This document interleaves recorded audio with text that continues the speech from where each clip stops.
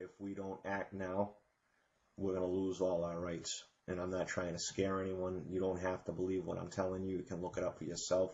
You can ask questions. I mean, that's what being a free democratic society is all about, is asking questions. And,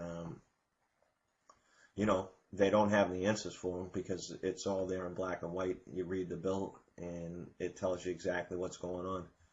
So, and if enough people start questioning, then they're going to have to rescind the bill. I mean, I don't want my family growing up in an oppressive society where they can't walk outside and breathe fresh air without someone pointing a gun at them. And they might say that that could never happen, but why would they put that language in there, giving them the authority to do it if they didn't have any intent on using it? So don't believe what they tell you, because our forefathers left England because of the very things that are going on in our government today. And I served my country. I got an honorable discharge from the Army, and I swore an oath to protect the country from all enemies, foreign, domestic. Now, these people that are operating in our government right now are criminals, and you don't have to agree with me. You can disagree with me, but time will tell. And if we don't do something, like I said, if we don't all stand up and participate in our free democratic society, you're going to lose your rights, and you're going to lose them quick. They're devaluing the dollar. The Federal Reserve is printing money, which they don't have the authority to do, regardless of what Congress says they do. It's in the Constitution. They do not have the authority to print paper money. That's in our Constitution. So whatever you hear on TV isn't what the reality is. And the people need to stand up and unite and stop this, because you are losing your rights as we speak. They got H.R. 2749, which is a Food Safety Act, and this affects the entire country, which gives them the authority to shut down a geographical area, meaning a state, a whole state, if they want to, under the guise of contaminated food.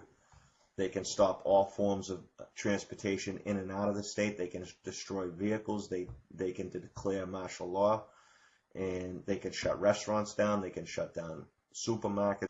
And I'm not going for it. And I know there's a lot of people out there that are upset and they don't know what to do. But I'm telling you right now, all we have to do is unite, and we'll be a force to be reckoned with. Because generally speaking, the people are on the side of the winners. Meaning, if there's more of us than there are of them, then people are going to be on our side. They're not going to be on their side. Because that's how people are. It's the nature of them, and the government knows that. They've done studies. They figured those things out.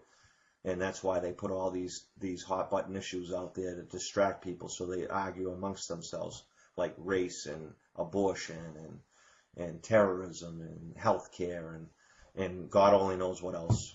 They got you all distracted, arguing amongst each other while they're all fucking robbing us. Excuse my language, but I'm pissed. So, getting back to the issues, I'm not going to get into everything, but we have a lot of problems in this country, and it's been since the beginning of time. The majority of problems arise from greed. So that's the starting point. Abraham Lincoln said, the money powers prey on the nation in times of peace and conspire against it in times of adversity. And we're in times of adversity right now. And that's what the Federal Reserve is doing. And they're not the only bad guy out there, but they have exceeded their authority by printing money. It's in our Constitution. They don't have the right to print paper money. Our founding fathers knew the hazards of that, and they specifically put it in the Constitution to make it criminal to do so, because it happened before in this country. And they stopped teaching stuff in school, and people don't know. I talked to people today, they didn't even know what martial law was. They're like, what's that? And when I told them, they couldn't believe it. So, I mean, you figure it out.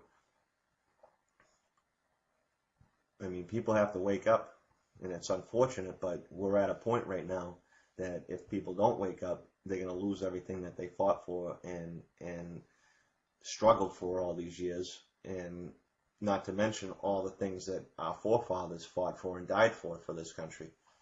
So I don't want that coming down on my back, and I'm sure that you don't want it coming down on yours. So when everyone realizes that they've been duped, they're going to be pissed. And that's why they put all these laws in place, so that when people do realize, it'll be too late for them, and they won't have anything to say about it because they'll be locked up or shot. Because if you open your mouth against the regime, that's what happens to you. Just ask Saddam Hussein's people. And I'm not saying that we're living in one at this particular moment, but we're heading fast towards it. So, and I'm not the history teacher. That needs to fall on your shoulders. You need to do your own reading. You need to get involved and start contacting your representatives and putting pressure on them, because one person can't do it. It takes a village to raise a child. You heard that expression. It's true.